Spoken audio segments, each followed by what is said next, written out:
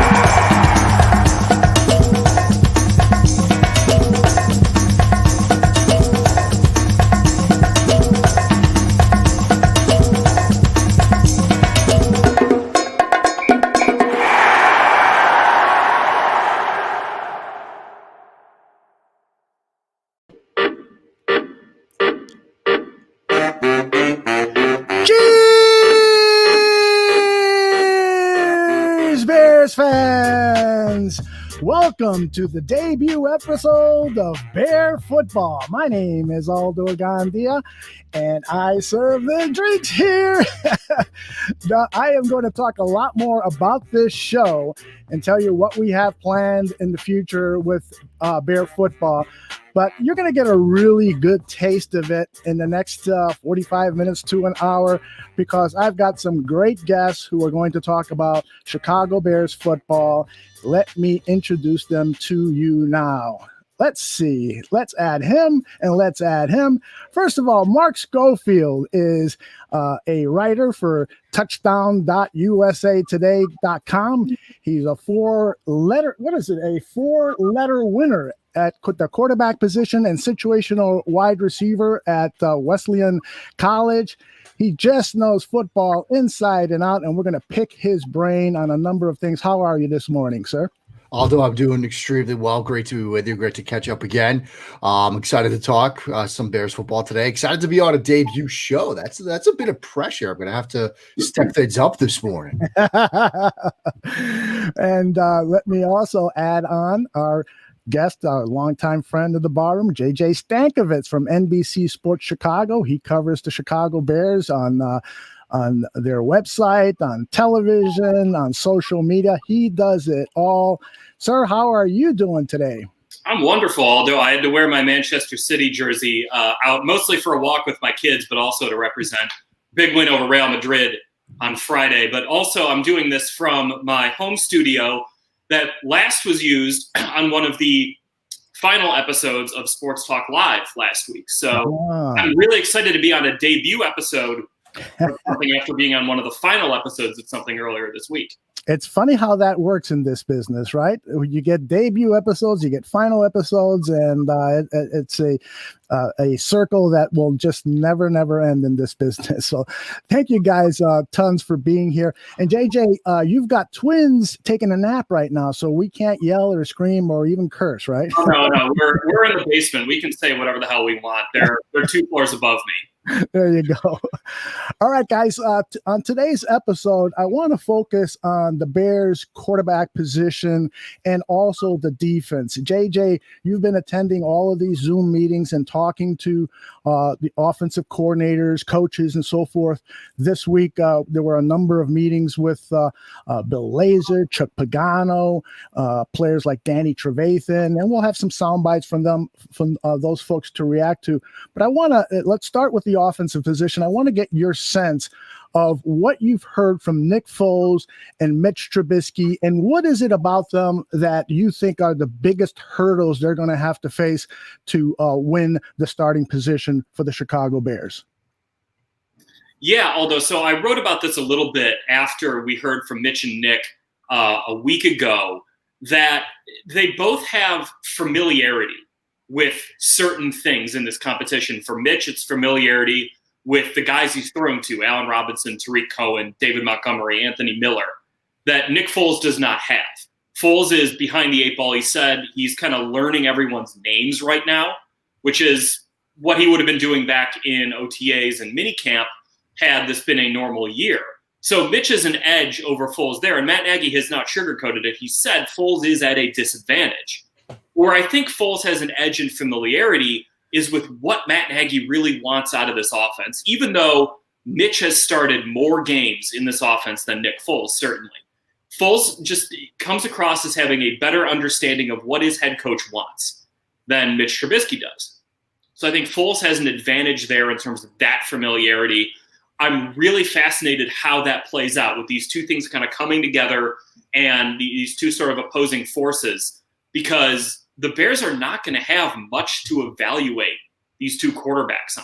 It's going to be a handful of practices, no preseason games, and really it's going to come down to a lot of very, very little things. And what plays out between those two things, I think, is what's going to decide this competition.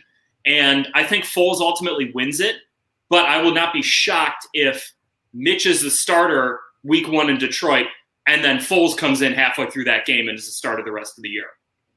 Mark, your thoughts on the quarterback position and how you see it playing out?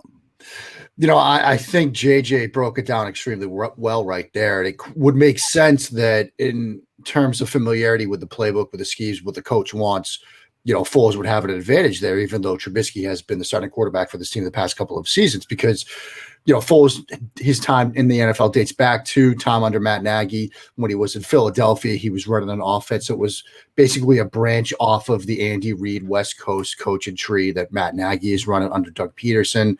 And so the familiarity of the playbook, that's going to be a factor here. Given the strange times we're living in, a different free agent quarterback coming in would have really been behind the 8 ball in terms of not just learning names, but learning to get on the same page with players and learning a new offense. But for Foles, it's a system he's been playing in and living in the past, 5, 6, 7 years in the National Football League. And so he's familiar with that aspect of it. It will help him. But I think because of the lack of training camp, full training camp, the lack of preseason games, I think JJ is exactly right. We will see, barring something unforeseen, Mitchell Trubisky, your starting quarterback in week 1. How long that lasts is the bigger question. Halfway through week 1, that wouldn't shock me. I've given it sort of an over-under of 3.5 games, which might be, in terms of what JJ was saying, a bit optimistic from Mitchell Trubisky's standpoint. But maybe in that 3.5 game scenario, you take JJ's advice and you take that under. Mm-hmm. And Mark, your writing is stellar on many different levels, and particularly when you write about the quarterback position and the videos that you've posted on YouTube discussing the quarterback position. You've studied Mitchell Trubisky, and I'd like to just get some general comments from you about Trubisky's mechanics. A very famous person once said, the mechanics don't matter until they matter. Oh, wait a minute. That was you. And so talk to me in general about mechanics. And then I got a little video that you can talk over. Yeah, and the genesis of that idea, mechanics don't matter until they matter, unfortunately for Bears fans, was during the Trubisky Mahomes draft cycle. Because if you remember, when people were talking about Patrick Mahomes coming out of Texas Tech, a lot of people looked at his mechanics and said, there's no way this is going to work in the National Football League. His mechanics are too sloppy. They're too lazy. They're all over the place. And that's when I said, look, he's still putting the ball where it needs to be. Mechanics don't matter until they matter. If you're throwing the ball around your back, between your legs, or around your head, wherever. However, if the ball's getting where it should be when it needs to be there, I don't care how it looks. But if the mechanics are an issue and the ball being where it needs to be, then we've got a problem that you have to fix. And then turning to Trubisky, two things have always been an issue with him: his left hip and his left foot. And you could go back to some of his plays when he was in college at UNC. You could look at some of his throws against Stanford in his bowl game. That left hip comes open early. That left foot steps well left of the target line, and you have an issue. And you've pulled up this video here, this throw that becomes an interception. And he's throwing out of this 3-by-1 look, that bender from right to left. And this is a throw that has caused him trouble. If you go back through the past couple of seasons in Chicago, he misses on this throw a lot. And here, there's, you see the left foot, there's it drawn in black. That's kind of where it should be in red. And it becomes an issue. And this isn't just me like saying stuff like this. I'm pulling out, for the people watching, Coaching Quarterback Passing Mechanics by Steve Axman, who coached Troy Aikman in college, among other people. And he says of mechanics, especially that front left foot, if the quarterback oversteps too far to the left of the target spot, he will end up having to use extra throw and arm follow through to get the ball to go where he wants it to go. This excessive overstep in action will pull his body to the left, thereby forcing him to compensate with his arm and hand follow through. In this situation, the step and action and the pass release action are not working together in harmony. If the quarterback understeps to the target spot, he will again find his hip rotation fight in with his understep and action. His left foot and his left hip have been an issue. And we're to the point now where the cake is almost baked, right? You know, we've seen other quarterbacks before. I mean, remember Blake Bortles every offseason? Oh, he's finally fixing his passing mechanics. He's getting rid of that dip. He's getting rid of that big loop and throw in motion. And he'd look great in training camp. He'd look great in preseason. And then on the opening drive of week one, he gets pressured and the dip is back. It's muscle memory at this point. With Trubisky, you have to wonder if it's muscle memory for him, if that left foot, left hip is still going to be an issue. And if it remains an issue, then the mechanics matter because the ball's not getting where it needs to be when it needs to be there. Mark, I want to ask you about that because when you said the cake is almost baked, I was just nodding my head. Like, he's 3 years into the league, he's 40 plus starts into the league. Is it? I mean, are there examples of quarterbacks who have fixed their mechanics? JJ, it's so hard to find examples of quarterbacks that have fixed mechanics. I mean, the most recent one is Sam Darnold, because if you remember Darnold at USC, like the dip in the loop and all that stuff, a lot of people said, look, he's going to need to fix that. The thing with Darnold was he was a redshirt sophomore coming out of college who had started playing quarterback his sophomore year in high school. He was a linebacker before that. So it wasn't a situation where you have somebody that's been playing the position 7, 8, 9, 10 years to this point, and this is the way they've been doing it. You know, Trubisky's been playing it longer now. Like you said, he's been in the league for a while now. And so the fact that you haven't fixed it, it's an issue. I mean, for anybody that's like thrown a football, you know, for 13 years, 14 years, go back in the backyard right now and try to throw. It's going to be the same thing you've been doing.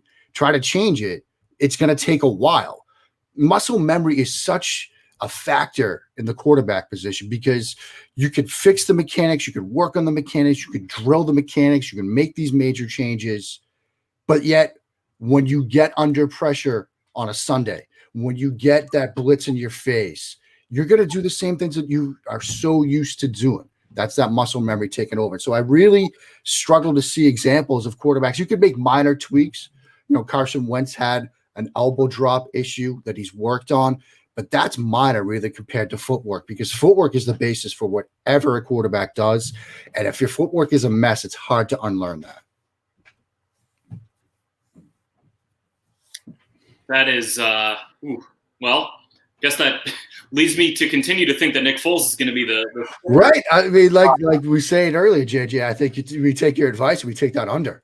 Well, and so what my thinking on that is, as Aldo knows, I covered Notre Dame before I covered the Bears, and I covered these college quarterback competitions. Right. Where you're doing it without games, and it's sort of just like a blind guess. I mean, when Brian Kelly took Dane Christ over Tommy Rees in 2011, it was sort of like, okay, I guess, here, go ahead. And then halfway through that game against USF, Dane Christ got benched. Tommy Rees was the starter.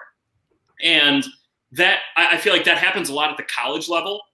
And in the pro level now, without preseason games, to see how Mitch really does under pressure, where he can actually get hit and not have that, benefit of the orange jersey. I feel like that's where, that play against the Rams that you guys showed, the pocket really wasn't breaking down. No. And that's the thing that got me is like, if it were Aaron Donald coming through on Brian Witzman on that play, okay, I get it. But it wasn't. And we had Warren Sharp on the Under Center podcast this week. And in his football preview this year, in there's a detail that Mitch Trubisky had the worst yards per attempt from clean pockets in 2019 in the NFL. And to me, that just tells me that footwork issue is maybe beyond resolve. If he's doing it from clean pockets, how is that going to really change if there's just that continued muscle memory?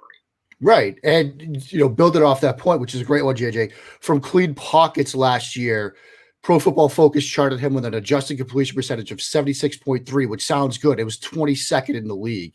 It was behind illustrious talent such as Kyle Allen and Josh Allen and Daniel Jones. I mean, that's not great. You'd like to see a quarterback do a little bit better than that. He was also behind Tom Brady. So, I mean, we can put that out there. I guess that's a nice arrow in Trubisky's quiver. So he's got that going for him. But, I think the comparison to the college game, JJ, is a brilliant one because they're so similar this year because we have no preseason games. So there's no chance to really evaluate guys. And you're right. The Notre Dame example is one of many where we see a team come out there, open a game. They've got the senior that everybody's kind of hoping wins the job, but then you've got the 5-star recruited freshman coming in off the bench and everybody's waiting for him to get the job anyway. And right around halftime, they make the switch and everybody knew it was coming. This might be something similar where, like you said, Trubisky gets the job almost by default. But once things sort of really start to break down as we're kind of expecting, then it's Foles' chance. Speaking of Nick Foles, I want to play a little video of him completing a long pass. And this is a perfect example of the proper footwork that Mark is talking about. He will have that left foot pointed at at his target, and he really does a good job on many of his long passes. I'll play this here, Mark, and turn it over to you. Yeah, I mean, the difference between the two is that Foles faced pressure on this one, right? Like, it's not a clean pocket. It's not like you're throwing in 7-on-7 in practice. He has to move the feet, but he resets them at the last second, which is sort of that extra step that sometimes quarterbacks that get on the move, mobile quarterbacks will get in trouble because they don't take that final extra additional step of making sure the feet are right. They'll trust their arm a bit too much. And even guys like Mahomes might fall into trouble where they get on their move. They don't take that extra step to sort of reset the feet. I did a video over the summer of Jimmy Garoppolo not taking that extra step to reset the feet and getting him into trouble. Here, Foles takes that extra step to make sure the feet aren't, parallel to the line of scrimmage. They're more pointed downfield towards his target. That's good to see from a quarterback. That's what you want to see. The interesting thing about Foles, I know you wanted to talk a little bit about the difference between the two throwing the deep ball. Foles is extremely aggressive. That's something that people might not talk about a ton, but his entire time in this league, especially that year they made the Super Bowl run and he stepped into the pocket, he stepped into the lineup late. Anytime he saw a single coverage, anytime he saw a cover one, he was going to take a chance to throw a deep ball. He either liked his matchups with Alshon Jeffrey or just thought, look, chance to go a 9 route here against this defense, I'm going to take it. He's a bit more aggressive. One of the things in terms of play style and decision-making that has been an issue with Trubisky at times is a bit more conservative. a bit more slow with his reads, slow with his decisions. Foles is decisive. He's aggressive. Sometimes he makes mistakes as a result, but you want a quarterback that's going to take some risks rather than a quarterback that's going to sort of handcuff the offense by default. And that might be another reason why Matt Nagy is going to look at these two quarterbacks and say, at least this guy's going to throw the things we call rather than take the easier throws, the easier decisions, and the checkdowns when they're available. JJ, when you spoke with offensive coordinator Bill Lazor, I think it was Hub Arkish that had a really good question regarding the design of run plays.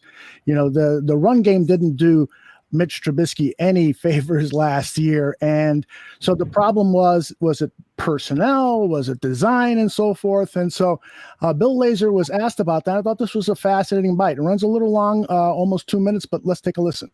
I think is design of the play important? I think personally, I think it's critical. I think the real critical part of it is that everyone's together on how it's designed, because there are different ways to get it done. There are some teams that are great run teams that are zone schemes. There are some teams that are great run teams that are more man schemes. So there are a lot of ways to do it. I think the key is that you have everyone understanding this is our philosophy of how we're going to run the ball. This is what's important to us. This is how your technique has to match it, and how we coordinate everyone together with the calls, with the timing, with the formations. To me, more than the specific, and I hope I'm answering your question, more than the specific run is how you install it, how you teach it, how you practice it, so everyone is together, and that the techniques that they work on during their individual periods and then their competition periods against the defense, O-line versus D-line, tight end versus outside backer, that all those things streamline and direct towards this is how we want to run the football. The next level for the coaches then is, okay, this is what we want to be. Here are the players we have, right? To some degree, in a given year, you can direct your player acquisition towards the vision you have of running the ball. But to some degree, you also have to evaluate the players you have once you finally put pads on. I believe we will eventually, right? And then make decisions. So sometimes you have the vision, and we've been places where we've had the vision of what you wanted your run game to be. And then once you get going, you say, you know what? We can do some of that, but that really isn't the best thing for the guys we have right here, right now. And so sometimes there's some adjustment. And you can get a little bit of an idea of that in OTAs when there's no pads, because you can see movement skill. But usually it's not until pads come on that you can make those final decisions. So it's a balance between just having that vision and then evaluating who you have and making sure that fits. Adjust if you have to. But again, I'll just repeat the answer, which I think is the most important thing. The coordinated effort, everyone on the same page, be true to the vision. That's the most important part of it. So, JJ, it's beautifully laid out there by Bill Lazor, and I think the big question is Mitchell Trubisky. We know that he has the athletic skills to run the RPO, and I put 2 or 3 plays on there during his soundbite, but does he have the decision-making ability to run that effectively? At times last year, Matt Nagy kind of threw him under the bus a little bit after a game, saying, it's not all about the blocking, it's about some of the decision-making. Your thoughts on Mitchell Trubisky, and can he run this RPO effectively? And if Nick Foles has to get in there into that starting position, is he capable of doing it? Well, I'll answer the second question first because it's an easier answer. Yes, he is capable of doing it, especially with, John DeFilippo at his side, the guy who was his quarterback's coach when he won Super Bowl MVP, and Eagles doing a lot of that RPO stuff. Both can do that. I think there should be full trust in them there. But with Mitch, it has been sometimes a struggle with the decision-making there. But I think my overall takeaway from what Lazor said there was not actually very encouraging, where he talked about you can tailor your player acquisition, but sometimes you need to tailor your scheme to the players you've got. Bears added, I guess you can count Jimmy Graham, Cole Kmet, Jermaine Ifedi to their run scheme, quote unquote, this year. And that's not like you're replacing the interior of your offensive line to run a bunch of inside zone. What I think the Bears are going to have to do is tailor their run scheme more to who they have. Because when Lazor said that, I was sort of like, I wonder if Nagy would admit or if you got him kind of off the stand, if he would say, I was kind of trying to force a square peg into a round hole with the run scheme. And I'm fascinated how the Bears can maybe fit the run scheme to the players they have. But also then what Laser said is that you don't really know until you get the pads on, and you're going to have less than a month from getting the pads on to the first game of the season. So that's not actually very encouraging to me for the Bears here. And the biggest thing that Matt Nagy has to do as the play caller is not only – he doesn't need to commit to the run. That's such a trope that he's got to run the ball more. He doesn't need to run the ball more. They need to run with purpose more. They need to build off of the running plays and make those running plays more successful for the players that they have. So it's all kind of intertwined. I thought Laser did a really good job of explaining how intertwined it is. But when he said that, it didn't give me a lot of encouragement for what this run game could look like. Mark, you want to add to that? Well, I think JJ nailed it when he said you don't want to just run the ball. It is just a trope. You have to establish the run. I think that's a brilliant point. You have to run with purpose, and you have to run to set up the rest of your playbook, right? Because if you think about RPOs, if you think about play action passing, things that you can do to help your quarterback, play action passing has proven to be a cheat code in today's NFL. I mean, Baker Mayfield really struggled last year, and struggled from clean pockets. And there are questions about Baker Mayfield right now. But the one area he was successful, play action passing. He had a jump in his completion percentage of 10 percentage points when we went from traditional dropbacks to play action plays. You can really help your quarterback that way. But you have to be able to run the football just enough and show those linebackers those looks that they actually believe that you're going to hand the ball off when you either show an RPO or you have more traditional play action type of play. And so it's not that you have to establish the run, it's that you work it together as an offensive unit that really sells those run looks to the defense. And that's sort of a question that I have for the Bears in this year ahead is, can they be effective and have a purpose to their ground game that sets up the stuff that we know really works in today's NFL, which is the passing game and the downfield passing game off of play action. That's something that you want to see regardless of who the quarterback is. And so, yes, the acquisitions, they leave you to question what the running game is going to look like structurally and conceptually. But can they sell it? Can they be effective and cohesive so that middle linebacker sees everybody with the hats up and thinks pass or hats down, thinks run? That's going to be the question mark. And can you all get everybody on the same page given the limited training camp we're going to have, given the lack of preseason games we're going to have? I want to kind of add to this here about confusing defenses and using play action, because the one thing that gives me hope about the Bears' run game is that there is a much better shot in 2020 for the Bears to use more 12 personnel. They were third fewest in the NFL in 12 personnel usage last year. When they used 12 personnel, they were woefully ineffective and incredibly predictable. They ran it, I think, 76% of the time out of 12 personnel, and they never gained anything because teams knew, there are two tight ends on the field. All right, they're going to run it. And I think this year with the additions of Cole Kmet and Jimmy Graham, you can say what you want about Graham, say what you want about Kmet, where they drafted him, but they are better tight ends than the Bears had last year. Again, it's not saying much, but it's saying something. And I think there's this kind of untapped part of Matt Nagy's offense that can help the run game out, and in addition, then help the play action pass game out if you can get Kmet and Graham on the field at the same time and be able to call run plays and then build pass plays off of those out of 12 personnel. Play action passing out of 12 personnel is one of the most effective things a team can do. And the Bears did not really do it last year because they didn't have the personnel, and maybe the coaching and the scheme wasn't quite there. But if you look at the Eagles and the Chiefs, they're top 5 in the NFL in 12 personnel usage. The Eagles are number 1, the Chiefs are number 5 last year. And that is such an effective part of those branches of the Andy Reid offense that the Bears have not really tapped into. And I think this year, if they can just get Kmet on the field, get maybe Demetrius Harris in there with Jimmy Graham, that can be something that the Bears can build a run game off of and build a better pass game off of, no matter who the quarterback is, no matter who the right guard is.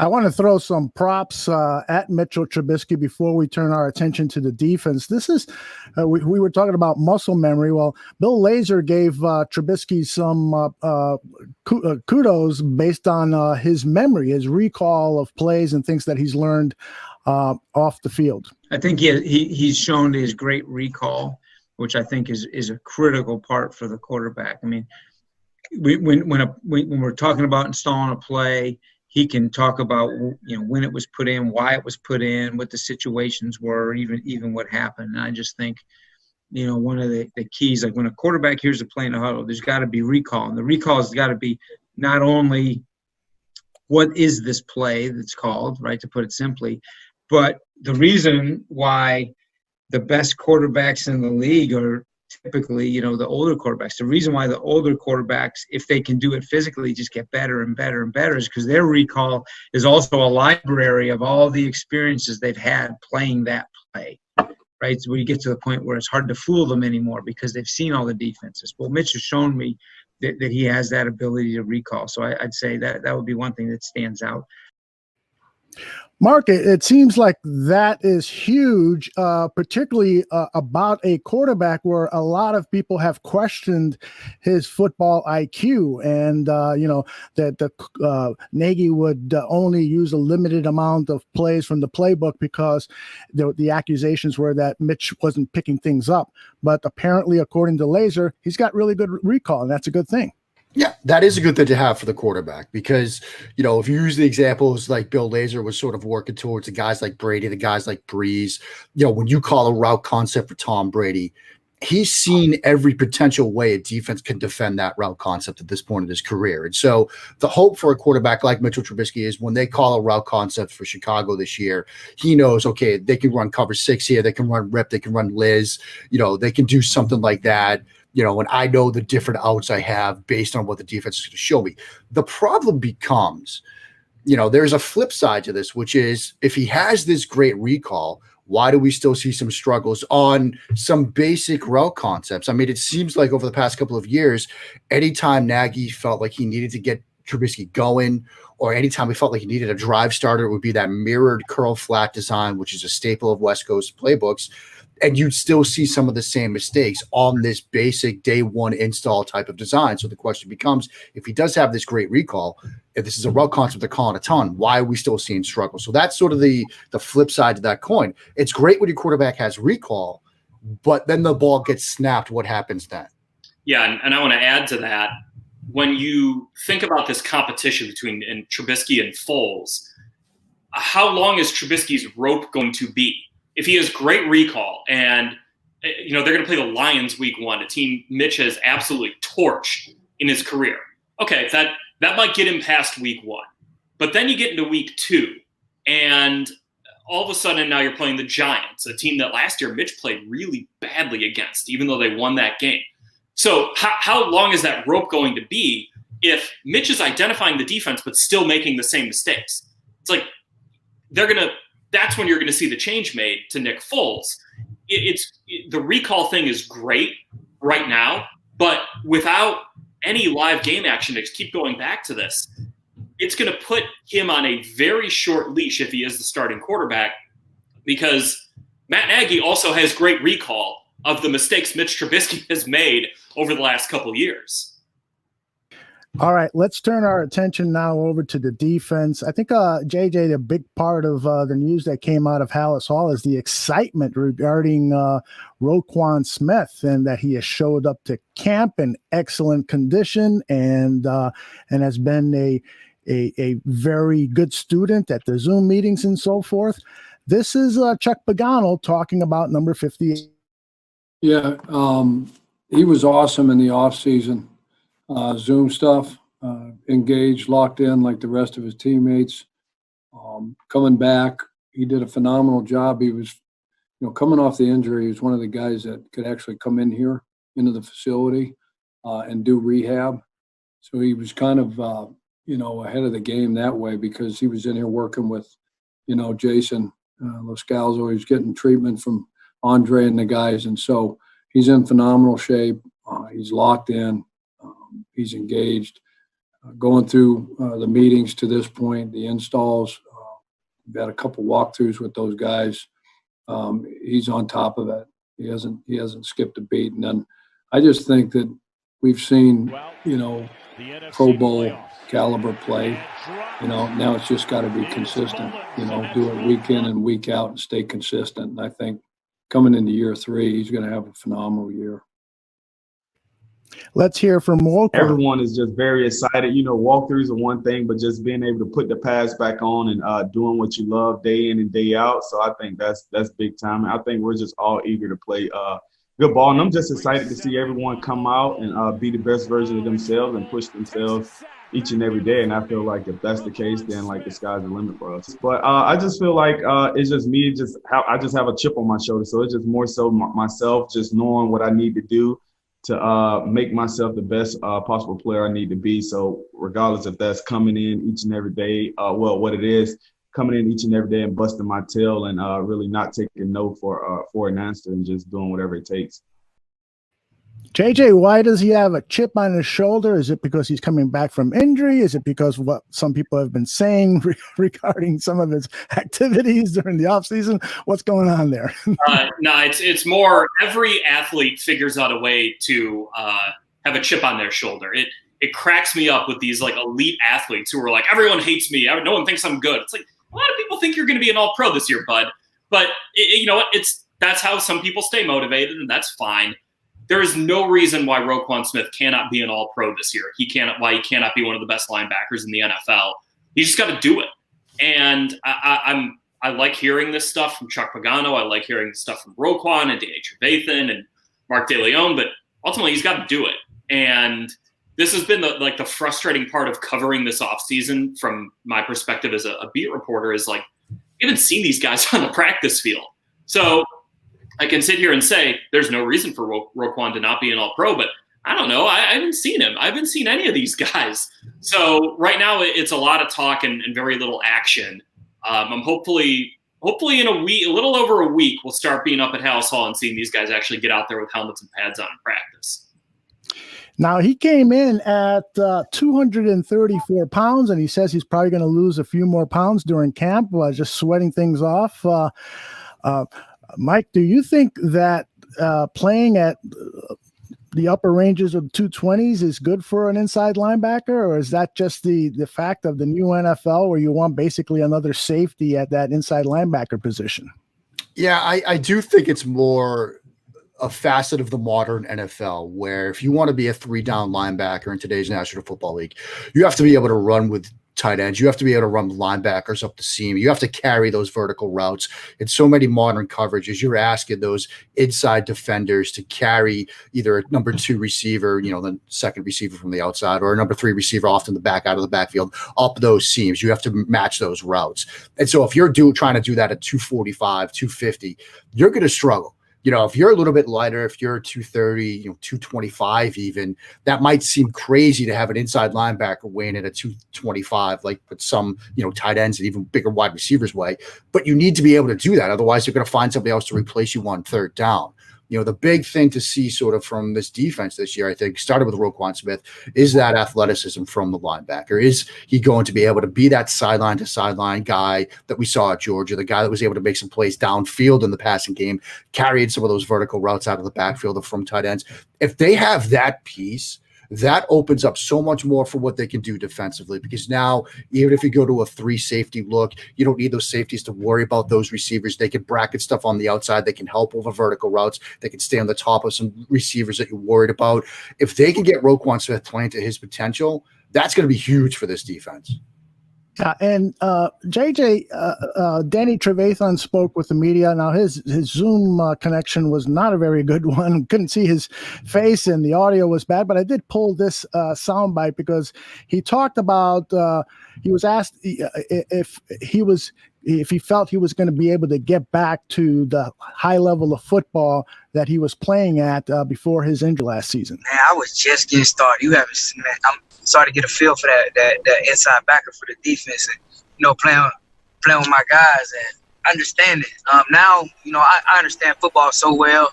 I know how to play the game mentally and beat people mentally, as well as physically. So I feel like I was definitely going to turn it up a couple notches last year. And to answer your question, how do I get back to that? I never lost it, in my mind, and how I feel and, how it's showing right now. I never lost it. I just didn't have the format, the stand to go out there and do it because of the situation. But I feel like, it's not going to be no problem to get back to that dog. I just can't wait to go out there and, finish where I left off.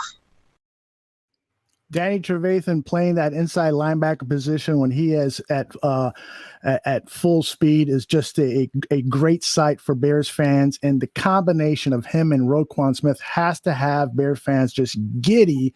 Now, what about the backup position at that level there at the inside linebacker position? What are your concerns there, JJ? Backing up those guys is important, Aldo, because Roquan and Danny have had some issues staying on the field the last couple of years. So, losing Nick Kwiatkowski, losing Kevin Pierre-Louis, I think everyone expected them to lose Quit. I was sort of surprised they didn't bring KPL back, but if we're, surprised that they're not bringing a backup inside linebacker back, I don't think I'm really surprised. The Bears do like Josh Woods a lot, the former undrafted free agent out of Maryland, and he kind of fits what Mark was talking about, that guy who can carry tight ends down the field, who can help out with, coverage of receivers and running backs because he's fast and he's physical. And we saw it at times last year when he got in there, mostly on special teams. But they like his upside as a backup there enough to let some veterans go. I think he's your first guy off the bench. And I'm not as worried about the backup at inside linebacker, even though you're losing some really good ones at that spot. But I do think it's something that is a little concerning just going into this year, that you're going to have someone without a lot of experience taking over for someone with a lot of experience if Danny or Roquan need to miss any time. And I think, when the Bears lose Danny Trevathan, they lose so much, not just the physical attributes and the physicality he brings, but the leadership and the ability to communicate the defense is something that's really hard to replicate. Trevathan is the leader on this Bears team, bar none. And when he goes out, they are not as good of a team when Danny Trevathan is not out there, no matter who takes over for him.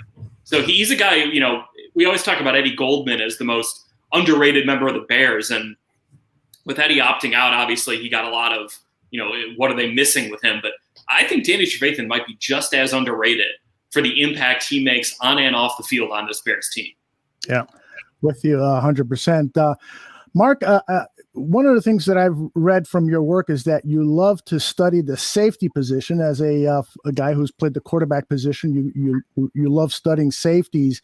In your in a recent column, you listed your top 11 safeties in the NFL, and you had Eddie Jackson out of that list. Tell us why. Yeah, and part of it is because it's hard to make a top 11 list at a variety of positions, and safety was certainly one of those. When you look at players like in today's league, you've got a guy like Tyrann Mathieu, who made our list at a touchdown wire of a top 11 slot defenders, and he also made the list at safety as well because of what he can do as a safety.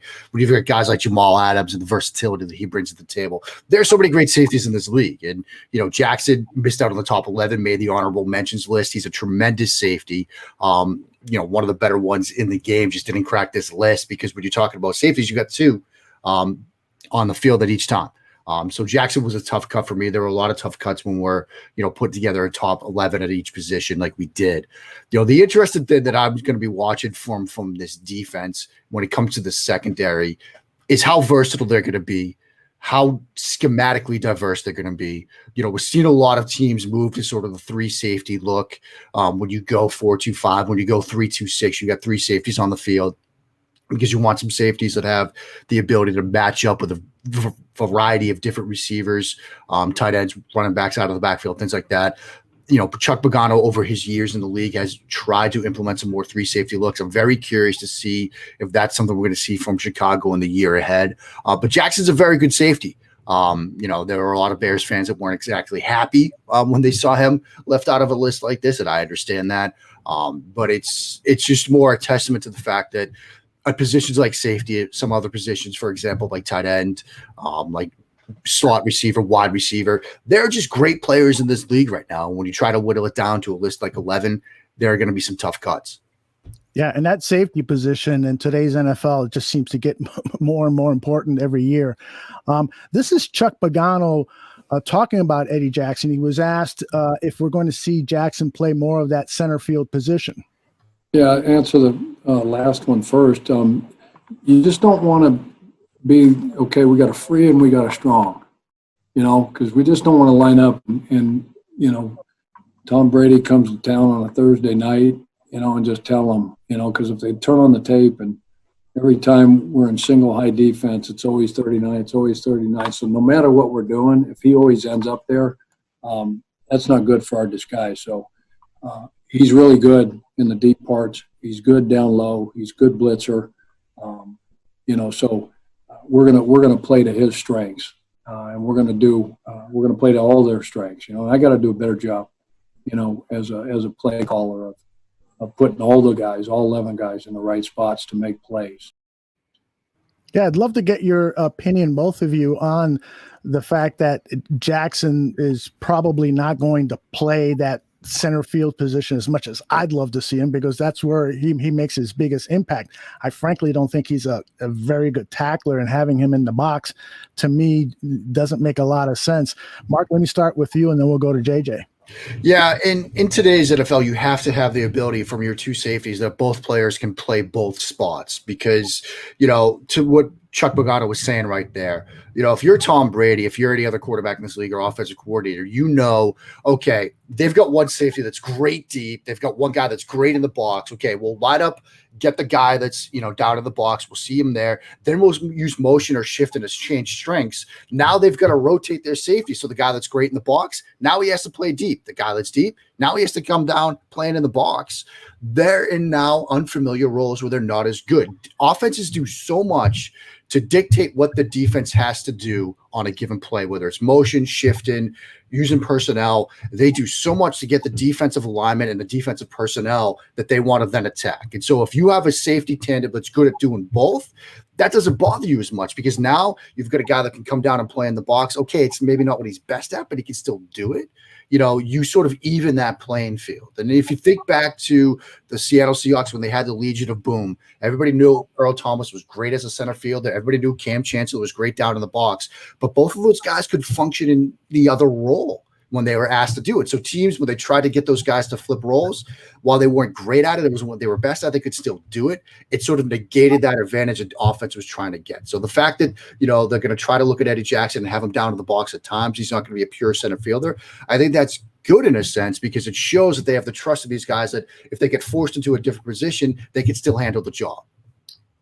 Real quick, before I answer that, I saw our friend Berlusino's comment in the bottom there. So yeah, repping Man City. But I think, although I actually think Eddie Jackson's kind of a better tackler than you might be giving him credit for. Okay. Last year when he went down in the box, he was a little bit better than okay. I'm not going to say he was great. I'm not going to say he's, one of the best tackler like Jamal Adams type. He's not that, but he was serviceable, allowing him to be kind of more interchangeable, like Mark was just talking about there. HaHa Clinton-Dix was more of the problem in that he couldn't be as good when he dropped it down into the box. I think Eddie became more of an all-around safety last year than some people are giving him credit for, which didn't lead to a lot of interceptions. No, and that is still where he is at his best. But he set a career high in tackles for a loss last year. And yeah, he played the least amount of center field as he had at any point in his career. But I kind of liked how they used him. I think Tashawn Gibson is a much better fit for him as a pairing. While Gibson did tell us back in May, he feels more comfortable playing that center field role. He is a guy who has better interchangeability to get down into the box than HaHa had. So last year when the Bears went single high, most of the time it was HaHa kind of playing deep. I think this year now, because you have a guy like Tashawn Gibson who can play a little more capably down in the box, that'll give Eddie more opportunities to play single high when the Bears do decide to go that way. Mark, Johnny Santucci in the chat room wants to know what your thoughts are on Tashawn Gibson. I think when it comes to Deshaun Gibson, I mean, there are some things that he does well. I don't think he's like the complete safety that, you might see from some other safeties in this league. I don't think he's the complete safety, to JJ's point about Eddie Jackson and his ability to play down in the box if necessary. I don't think he fits the entire mold of what you need from a modern safety in this league. But at the same time, look, when you're talking about a guy that might be a depth guy, a guy that might be, in perhaps to JJ's point, the better parent for Eddie Jackson, that might make some sense. The question sort of becomes, though, how much are you going to get these guys on the same page, given the strange training camp and the strange times that we're living through? Because in addition to what you can do individually as a safety, the great safety parents in this league have an ability to work together in tandem, in concert, to confuse the opposing quarterback. And, whenever somebody asks me, like, when you talk about studying safeties, what are some teams you like to study? Minnesota and Buffalo. Those two safety tandems, you've got Anthony Harris and Harrison Smith in Minnesota, Jordan Poyer and Micah Hyde in Buffalo. Particularly Buffalo, those two guys, they work so well in tandem in terms of rotating the coverage at the snap, spinning themselves at the snap, confusing quarterbacks. Earlier, you played that clip from Bill Lazor about talking about recall from the quarterback position, how a guy like Tom Brady has seen everything. He still struggled against Buffalo in large part because those two safeties were so adept at showing him, okay, they move around. It's right before the snap. Okay, I think they're going to be in cover one now because they're finally settling into that. And then they spit again into a different coverage look in concert, in tandem. It's hard to learn that ability. It's one thing to say, oh, yeah, you can rotate your coverage. You've been doing this since college. It's another thing to do it at that elite type level. And so that's the question for Gibson and Jackson, if they're going to be the safety parent. Can they get on that same page without training camp the way we usually see it and without preseason games to get that timing down? Because if you don't get it down, quarterback's going to figure it out, and then you're now behind the eight ball again. Well, and real quick to add to Mark's point, one of the reasons why the Bears defense in 2018 was so good is because they were really good at confusing opposing offenses with their coverage. And you had Eddie Jackson and Adrian Amos, who had played thousands of snaps together at that point, even just from 2017. They played off each other really, really well. And I think it was the kind of cognitive dissonance of some Bears fans when Adrian Amos signed with Green Bay, of like, he sucks. He's not any good. Adrian Amos was really good. And while the Bears were right to let him go to Green Bay and not pay him that contract, it does create now this kind of problem where you don't have consistency next to Eddie Jackson. It's why I thought the Bears should have used a draft pick on a safety at some point in the last 2 years to try to find that cheap option to pair next to Jackson for the long term, because right now they don't have that. And if you keep cycling in these veterans who are capable but maybe don't have the ability to play off Jackson as well as a guy like Amos did, the Bears defense will not be able to confuse opposing offenses with their coverage as well as they could if you had a more stable safety pairing. Well, the Bears did use a draft pick on a cornerback, Jalen Johnson, and this is Pagano on his rookie cornerback. He's long and he's got great length. And he's high cut, moving around out there. He's been a little bit limited because he's coming off of a shoulder deal and stuff. But he's got a bunch of dominant traits that should equate because he's got good work ethic, and I think he's passionate and loves football. Again, we haven't done a lot, so it's really hard to give you guys anything on anybody right now other than they're on time and they're focused and all that kind of stuff. So, but the future looks bright. He's got to work his tail off. He's got to come in there and earn his way every single day. And if he does that, he'll have a chance to be really good. Mark, did you study Jalen's college tape? And if so, what did you see?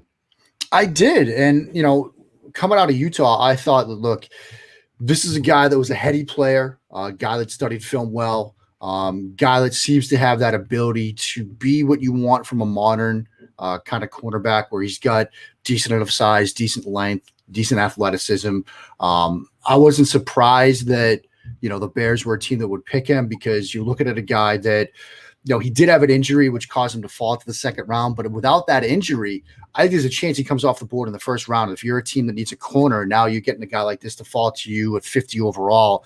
That's very good value. And so, he's somebody that when I studied him, I think he had a pick six. I think it was against Jacob Eason in Washington, where he knew that route combination was coming because he was studying the film.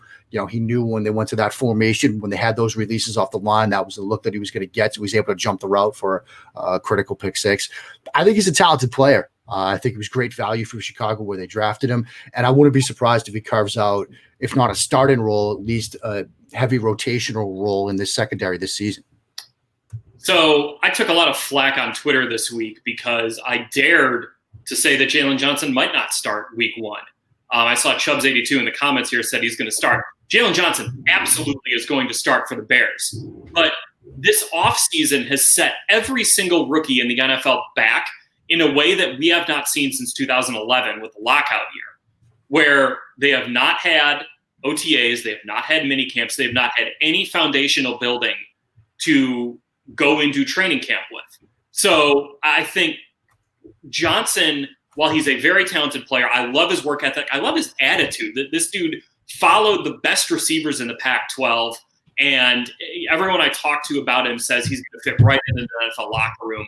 He's going to be a very good player for the Bears for a long time. But it's okay if he doesn't start week one, because I think experience is going to matter a lot when it comes to rookies getting on the field against other guys. So while, yes, Jalen Johnson is probably a better quarterback than Kevin Tolliver or Artie Burns, those guys I think have a better shot to start week one because they're experienced in the NFL.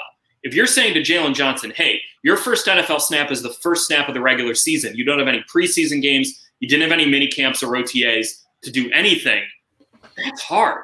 That's going to be hard for anyone to step in, even if you're Jeff Okudah on the other side with Detroit. And I think that we just need to kind of temper our expectations a bit for Jalen Johnson. He might be starting by the end of September. But if you guys remember, the Bears don't always start guys as rookies. James Daniels didn't start until I think the 5th week of the 2018 season. Roquan Smith, while I know it was a weird deal with his holdout, didn't start until week 2 of 2018. It was Nick Kwiatkowski getting that start against Green Bay. So they might be patient. And I asked Chuck Pagano about that, and he said, yeah, like, we don't need to rush it. Jalen Johnson does not need to walk in and be our number 2 cornerback right now. And I think that was kind of an important thing to just start with here. He can win that job when practices start up, but it's not just going to be handed to him. And it's not going to be an easy competition for him to go out and win because of all the things I just said without him having that benefit of springtime workouts and preseason games. Are you concerned at all about this shoulder injury? He had surgery during the offseason, and it appeared that Pagano was saying that they were going to kind of bring him along slowly in some respects because he's still on the mend with the shoulder surgery. Not yet, although I'm not really – if he's limited in practice whenever that starts up the week of August 17th, maybe I'll be a little more concerned. But right now, the Bears can be as cautious as they want. He did have a procedure on that shoulder in March. Those were the issues that kind of dropped him out of the first round. Like Mark was saying, first-round talent falls to the second round, probably because he has some shoulder issues. But right now, I'm not worried about that, but get back to me in about 10 days, and I'll let you know if I'm more concerned. Very good. One of the things that I'm concerned about is tackling. I hate seeing poor tackling, especially from my Chicago Bears. Pagano was asked about the challenge ahead of making sure these guys are tackling well with the limited practice reps. Coach is going to, set things up from a competition standpoint. We'll have periods, where we're thud and we can control it. We'll have some live periods, where we'll tackle to the ground and we'll still, teach the proper techniques, but it's really going to come down to, the individual periods that we have. Those guys, even when we're going against the offense and we're thud, we're not taking them to the ground. It's still a matter of taking on blocks, getting off blocks, pursuing the football, taking great angles, great pad level, great knee bend, and fitting things up. And if you don't get, because you can do that in a sloppy manner. You can run around and be chasing a guy inside out, and a runner cuts back on you, overrun it, and put an arm out. Oh, I got that. No, you got to show them on tape. There's no way you'd have made that tackle because you were out of position. You lost your leverage on that. So it's going to come down to us as coaches and the individual position drills to really work the tackling, the different kind of tackling drills, open fields, angle tackles, close quarter tackles, all those kind of things. So between the drills and then the periods versus the offense, whether it's live or whether it's thud, doing it with great technique. Mark, how concerned are you about tackling in the NFL in general? I mean, it's one of my big bugaboos with what the CBA and the NFL have agreed on over the last few years. There's just the result of these limited practice sessions and so forth. We've just seen poor tackling over the years, and it seems to get worse and worse. Yeah. It's probably going to be an all-time worst this year, right? I think you're right. And it's an issue for all 32. It's not just a Bears issue or a Patriots issue. And whenever, tackle comes up in regards to today's NFL, I always think of what we saw recently, Bill Belichick and Nick Saban, that, HBO documentary, and Belichick talking about getting on the plane after a loss and all the people in the front row are like pouring over spreadsheets. And he's like, guys, we lost because we couldn't tackle. Like, that's why we lost. Like, this is a simple game sometimes. You got to throw the ball, catch the ball, run the ball, tackle the guy with the ball, right? And to steal a line from Bull Durham. Listen, I see that. If you do thud right, if you get the fit right, if you get your angles right, you should be able to do it in the games. But nothing can replicate the speed, the intensity of an actual game. And so it's going to be a question mark for all 32 teams without training camp the way we usually see it, without 4 preseason games to try to get it right. And it might not be an issue for your top flight players, but in a year like this, depth matters perhaps more than ever, right? Because what happens, we talked about inside linebacker depth. What happens if Roquan Smith tests positive for COVID-19 before week 3, right? Then the guys that maybe didn't get those valuable preseason game reps, now they're going to be asked, the Josh Woods, the Rashard Smiths, the undrafted free agent guy had 300 tackles to Florida Atlantic. What if he makes his team? And now he's got to say tackle a Saquon Barkley in week 2 or something like that. That's when it's going to matter. And so, tackling might be an issue, but it's going to be an issue for all 32 teams. And this might be one of those years where the team that works their depth the best, wins the war of attrition, is the one that's standing at the end. And I think you saying that, Mark, is right on the head about having the best depth. And it's just going to be probably sloppy across the board for the entire month of September. Because like you said, if you have to call on a backup, if you have to call on a Josh Woods or a Isaiah Irving or someone to step in there at inside or outside linebacker, those guys do not have the benefit of getting that kind of callousing their body in a way that gets them ready for the season. So it is going to be probably pretty sloppy. The one thing that concerns me about this Bears team is the lack of draft picks over the last few years, I think has really hurt the Bears' depth, especially on defense. And while their 11 starters might be the best in the NFL, behind that, there are some concerns. I like a guy like Deion Bush as a backup at safety. I like their depth at cornerback. I still like their depth on the defensive line, even without Eddie Goldman. But it's not going to be as good as it has been in the past, where you've had Nick Kwiatkowski back there, and you've had some other really good veterans who can just step in just like that. The Bears don't have that because they haven't had enough draft picks. And no one can plan for a pandemic, obviously.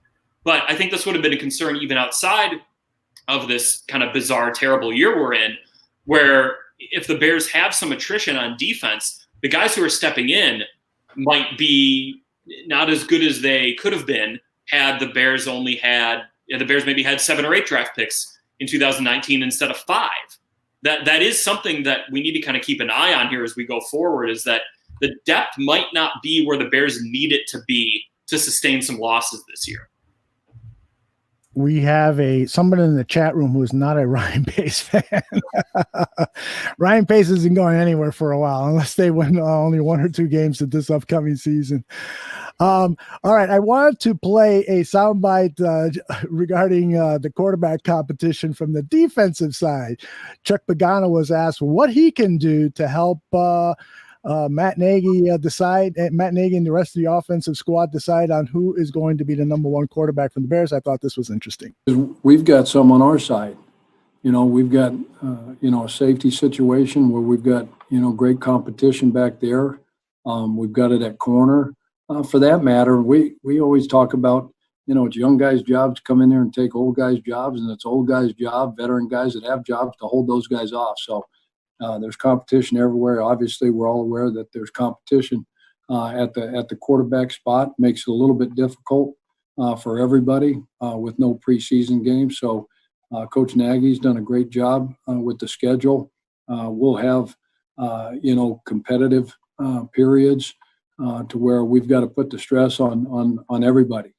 And we got to do a great job of situational stuff and setting things up. And then, we do enough stuff to where they can come to us, Coach Laser, Coach Nagy, whoever, and say, hey, look, can we get a dose of this? Can we get a dose of that?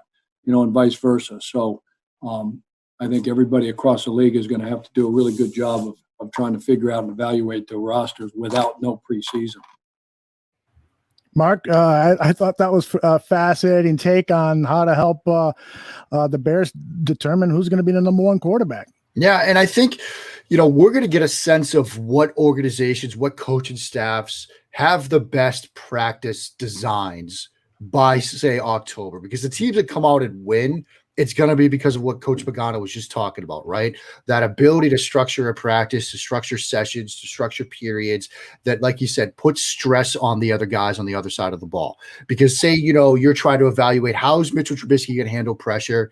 Coach Pagano, throw some more blitzes at us this period. Really try to get after the quarterback, So the teams that figure out how to test their guys and really get them ready for what they're going to see when the games kick off for real are the teams that are going to have success early in this year. And I think, if you're a Matt Nagy, if you're Ryan Pace, if you want to really figure out who your quarterback is going to be, you're going to need Chuck Pagano and his defense to really show you the best possible looks, practice in, practice out, day in and day out, to get a sense of who the guy is going to be come week one. I still think it will be Trubisky because, like JJ and I have talked about, sort of the power of incumbency in a way.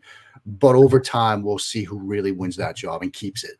So, Aldo, you remember last year in training camp when a lot of Mitch's issues were chalked up to, he's just going against one of the best defenses in the NFL. It's fine.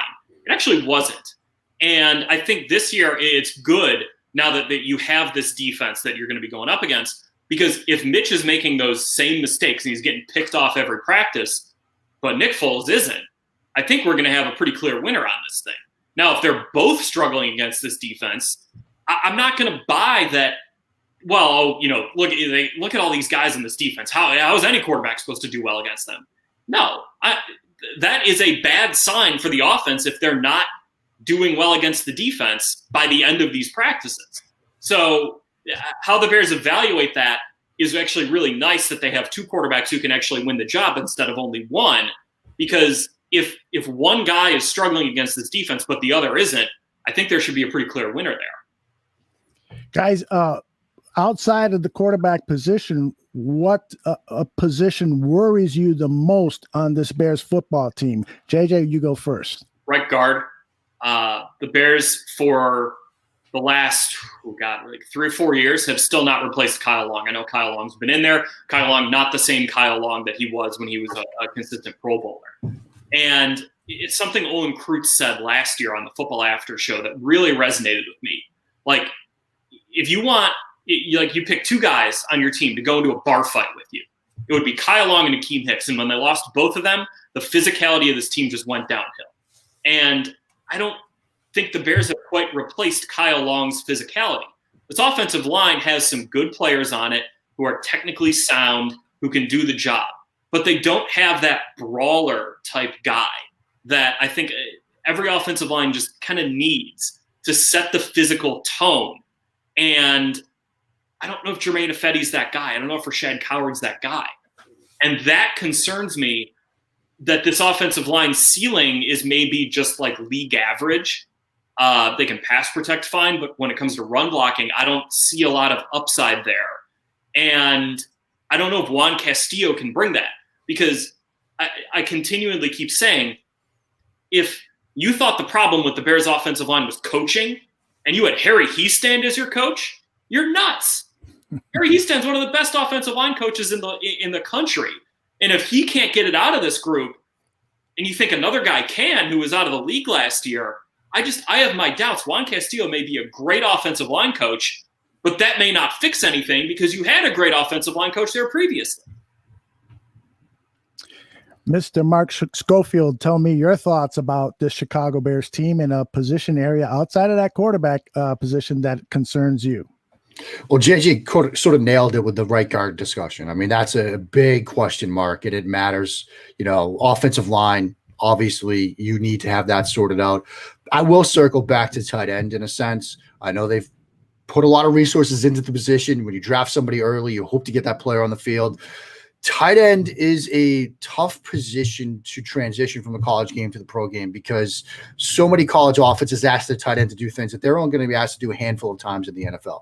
You need that sort of all-around type tight end when you get to the National Football League. And to JJ's earlier point about 12 personnel, look, the Bears struggled using 12 personnel, which should be one of those cheat codes. The team that used 12 personnel most in the league last year, the Philadelphia Eagles, Carson Wentz had a passer rating of 94.4 when they threw out a 12 personnel. They also averaged 4.4 yards per carry when they ran the ball out of 12 personnel. So they were good at both. The Bears, Trubisky had a passer rating of 79.1 when thrown out of 12 personnel, and they averaged just 3.6 per carry, almost a full yard less per carry. They need to get that 12 personnel package working. These are two similar offensive schemes, Doug Peterson and Matt Nagy. One is extremely successful using 12 personnel, and yes, Zach Ertz, Dallas Goedert, that helps. But you've got to get more improvement from this 12 personnel package. That starts with the tight ends. Can they get Cole Kmet up to speed quickly? Can Jimmy Graham be close to what he was once? Can you get something from Demetrius Harris? Are they going to have to rely on some other guys? You don't know. But this tight end room, they got to get that figured out because if you can get that 12 personnel package working, that's going to really help you and your quarterback. Yeah, I think Mark nailed it there. Just the Bears tight ends are going to be better in 2020 than they were in 2019, but to what extent? We don't really know. And if it's not to the extent that the Bears need, then this offense will continue to be hamstrung. All right, before I let you go, I want to do two things. I want to find out what you're working on, but before that, I want to play an ad for you. And in this ad, Les Grobstein, who co-hosts a show here at the Barroom Network, he's talking about a particular player. I want to see if you guys know who he is talking about. He doesn't. There was one guy who was a linebacker with the Bears. This would have been around circa 1993, 94, in that range. He was from Texas A&M, and everybody got along with everybody except this guy. He would stand in front of it. He would grab a baseball bat and stand in front of his locker. He says, anybody gets near with me, and he just kept swinging it around, and he didn't want anybody getting close to him. Who are we talking about? Just trying to remember the guy's name. Oh my God, you're giving us names something you can't remember. Les, that's a cardinal sin in broadcasting. No, but the guy just was... Aldo, help Les out. Google that one. Nobody got along with the guy. This is the best thing we've ever done on the podcast. You just came up with somebody whose name you don't know. He was on some Texas A&M teams, and there were some real bad players on that team and some good players as well. Was it the 12th player from Texas A&M? No, this guy was a starter for them. I can't believe this. Any guesses there, gentlemen, on who Les was talking about? Working on Pro Football Reference right now for the 93 Bears, and I'm just clicking around. Can't find the guy yet. Well, let me help you. It is none other than John Roper. John Roper. Okay, that was the second result when I Googled Bears linebackers Texas A&M. It was Warwick Holdman, and then John Roper was the second result. Yeah, we did a cool segment on that show of those two guys, David Schuster and Les Grobstein, have been in locker rooms for the last 40 years, and they were talking about some of the most unpleasant players that they've had to cover, and John Roper was not only unpleasant but quite physical, waving around a baseball bat to keep reporters at bay. I guess I got to ask you, JJ, who has been an unpleasant player, and maybe perhaps you don't want to give a name because you still have to cover this guy, but can you tell us a particular player that maybe has given you a hard time? Yeah, so I covered the White Sox for a little while, The most unpleasant player I've been around is Matt Latos. That guy was a dick.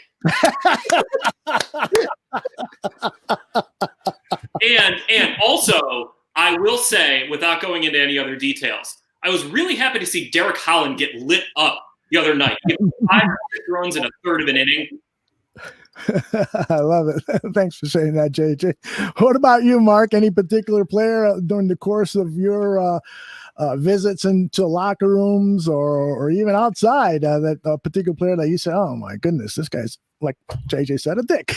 I've been pretty lucky that, I'm able to avoid locker rooms and stuff like that with the work that I do. Most of it's like film study after the fact, which is why I have such respect for guys like JJ, the beat reporters, the men and women that like go into locker rooms and, you write something about a player and then you've got to face that player, either that day or, another day that week. I have such tremendous respect for the men and women that do the beat reporter job, because I'm a very non-confrontational kind of guy. And if I had written something like, let's face it, some of the stuff that I've written about Trubisky over the past couple of years of Pro Football Weekly, if I had to then walk into a locker room and ask him a question, I'm not so sure how the interaction would go. Let's just put it that way. Let me also throw out, just to turn this into a positive, let me just throw out my favorite guy I've covered since I've been in Chicago, Pernell McPhee. I wish he was here longer. Yeah. I covered the team in 2017. That dude was awesome. He was super funny. In a season like 2017 where everything was bad, he was just an absolute joy to go up and talk to. I miss that guy around the locker room. Akeem Hicks, really good. Allen Robinson, very professional, very insightful. We're going to miss Prince Mukamara around the Bears locker room, as we will Taylor Gabriel. But the Bears locker room is pretty good. Not a lot of guys who are ornery and difficult to deal with in that room. It's a pretty solid room. Unfortunately, I'm not going to be in the locker room this year, so that negates that whole thing. That's right. And it does look that way, right? There's not going to be any visits to the locker room for the entire season, huh? I hope it comes back, because a lot of the stuff that we are able to do as beat reporters is based on kind of casual conversations or one-on-one conversations with these guys, where you find something out and you follow it. And guys are a lot more willing to be open when it's just you and them talking and it's not in a big press conference or over a Zoom. I give the Bears media relations staff a lot of credit for how they've handled some of these Zooms, especially with all the social justice stuff that went on when we got Akeem Hicks and Allen Robinson. They were great with that, as well as Danny Trevathan. But it's going to be hard this year. It's going to be a different way to do our jobs.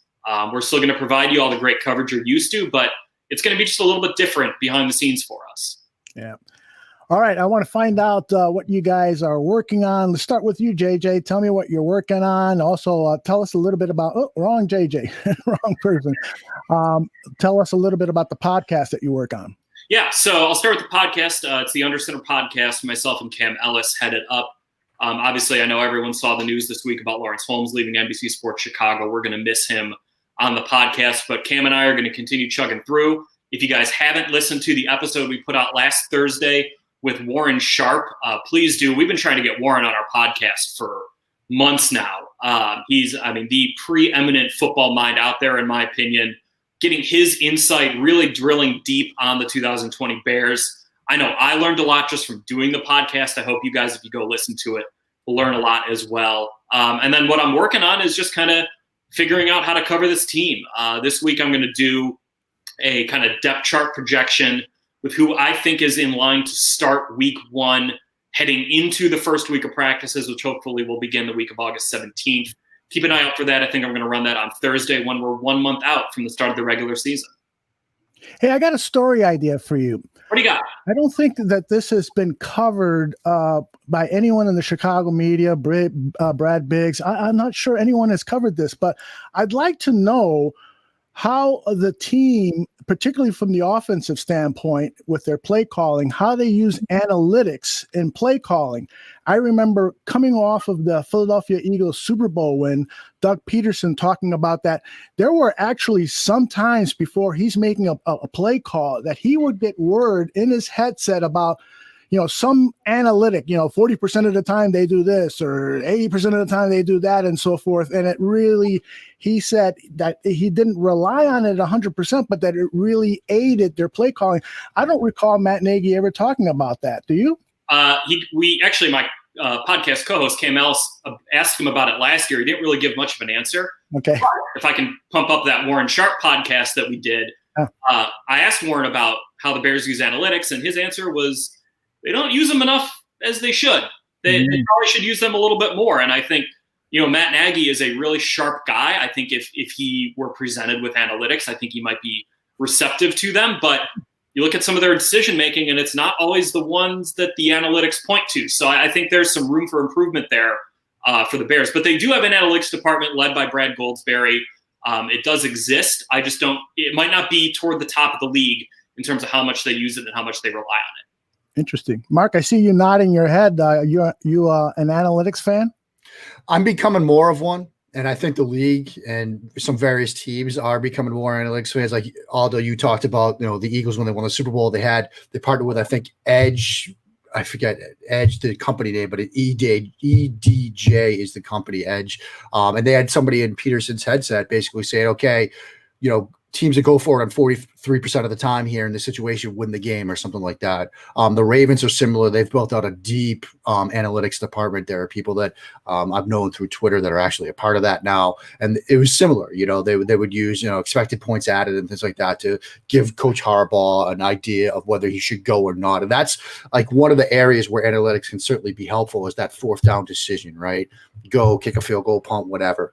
So that's something that a lot of teams are doing. And I think, from Matt Nagy's perspective, every little edge you can find matters in the NFL today. I mean, teams, scour over hours and hours and hours of film to see if they can find like a key to a blitz pickup or something like that. This is just one more bit of data you can get. And so I think teams would be wise to take advantage of it.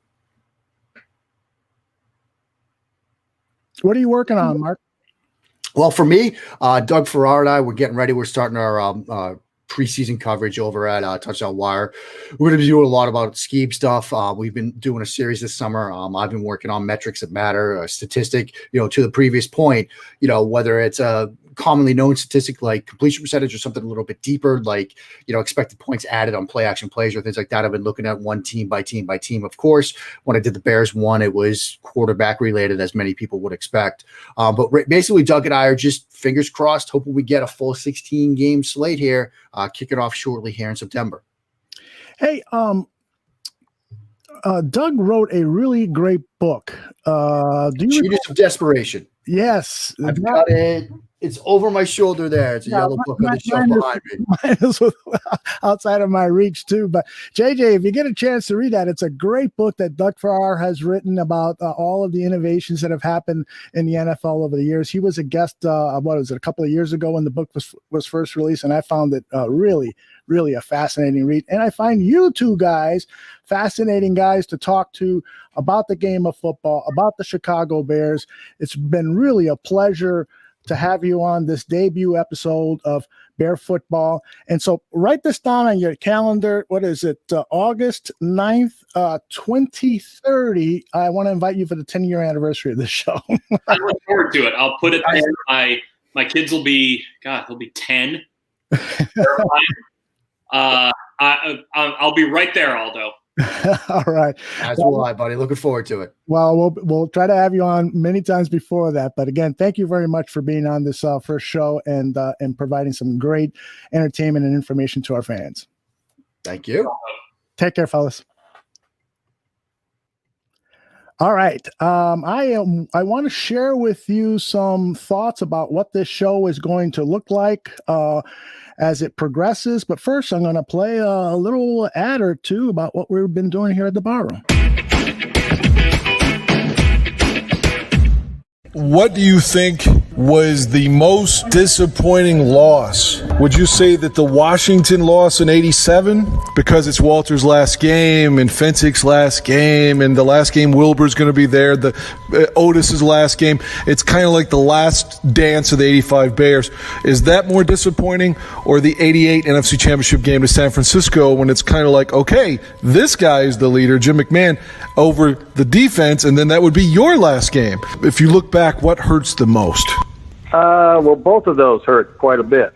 But, the one in 87, I think, probably hurt a little bit more because it was, I just come back from arm surgery the year before. I missed the playoff game in 86. We thought we were going to go roll through the playoffs again in 87. And then, like I said, Washington figured out how to beat us. So that was very unfortunate.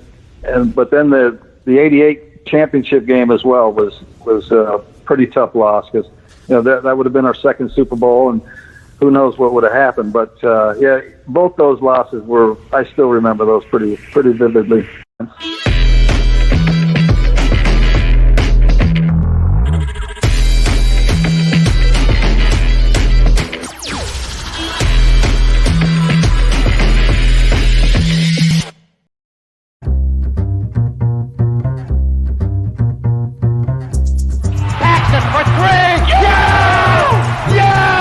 In 1993, when Chicago Bulls guard John Paxson sunk the series-winning shot in Game 6 of the NBA Finals, Mark Schanowski was there reporting.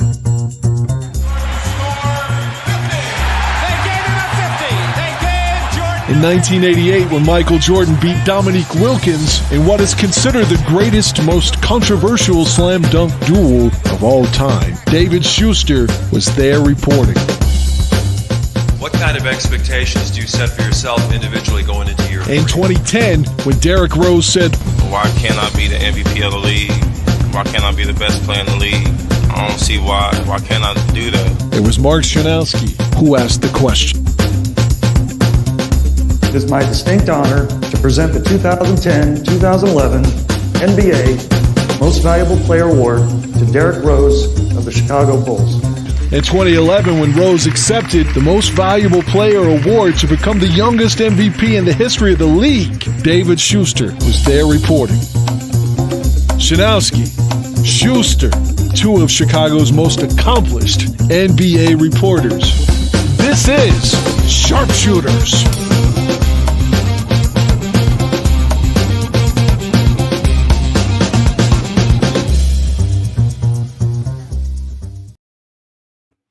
Quick look there at a couple of the shows on the network. The first one, the Mike North Advantage, it's been on now. I think we're going into year 3, maybe year 4, and Mike has really done a fabulous job of getting some great guests. Recently, it was Jim McMahon, and Dan Aguirre, who's a huge McMahon fan, got to ask his question, which was a great one.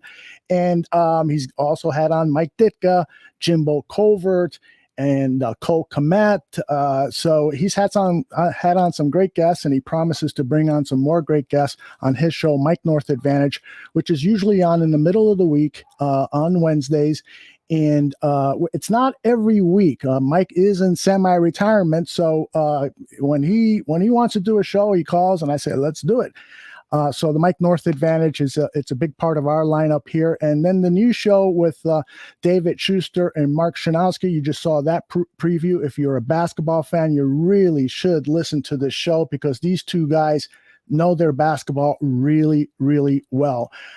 It is not often that you hear a podcast where these two guys can match wits and match knowledge on what is happening in the NBA and with the Chicago Bulls like these two guys do.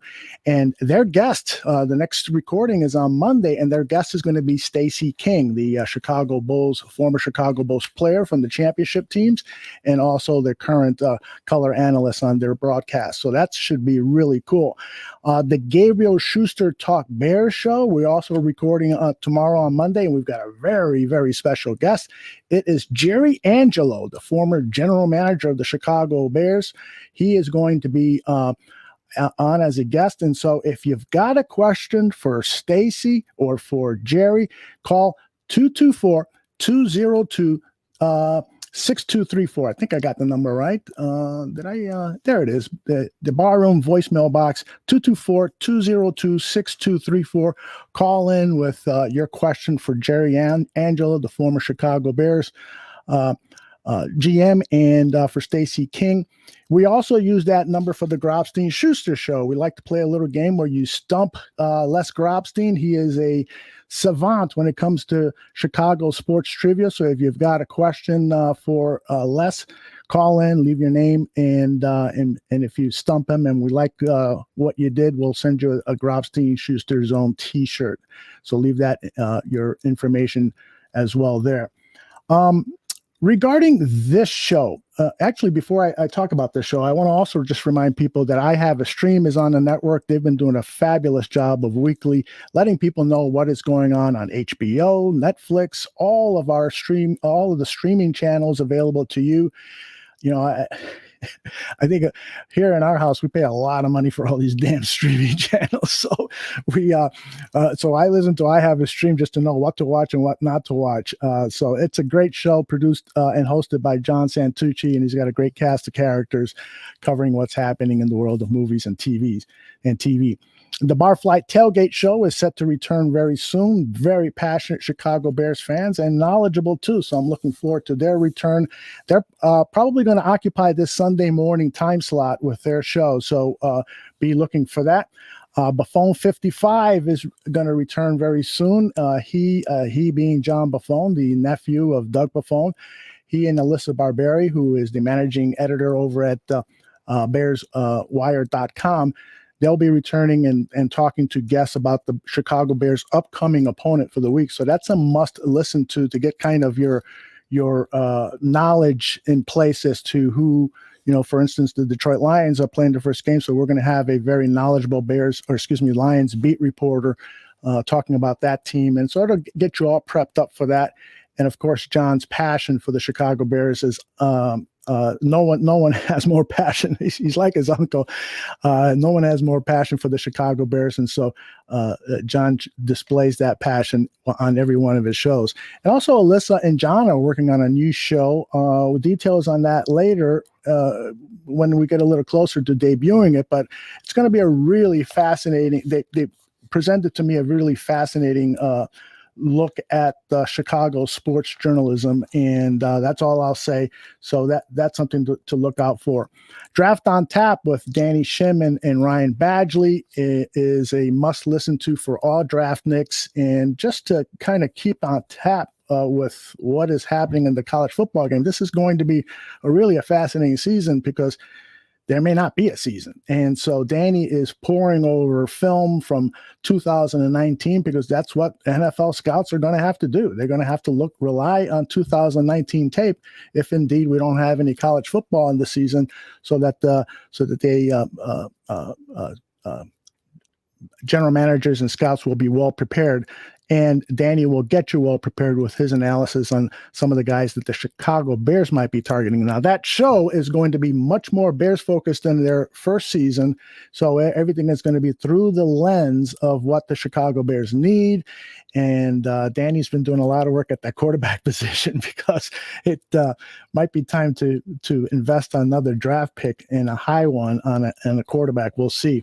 But that's a must listen to show, and that's going to return on Thursdays here on the Barroom Network. I'm probably leaving some shows out, but it is close to wrapping things up here, and I want to just let people know that this particular show, Bear Football, you've seen the debut episode here, and it's a ball of clay. We're going to shape it. We're going to mold it. We're going to grow it. I'm not going to do this show solo. I'm going to have a co-host or two, and I've got some plans in place for that person. If you want to be a co-host, send me your demo reel. Send me a video of your demo reel. I'm just kidding, but we do have big plans for this particular show. It's going to be another one of the signature shows here at the Barroom Network.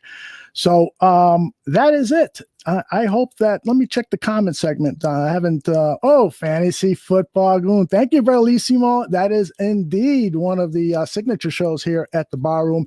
And I know that the Tooch and Joe Mandel, Joey Two Scoops, have been working really, really hard on putting together all of the analysis necessary to have a really good winning fantasy football season. I'm really proud of the guys and what they're doing. They've got a new look and sound to the show, so it's going to be fascinating. So be on the lookout for Fantasy Football Goon.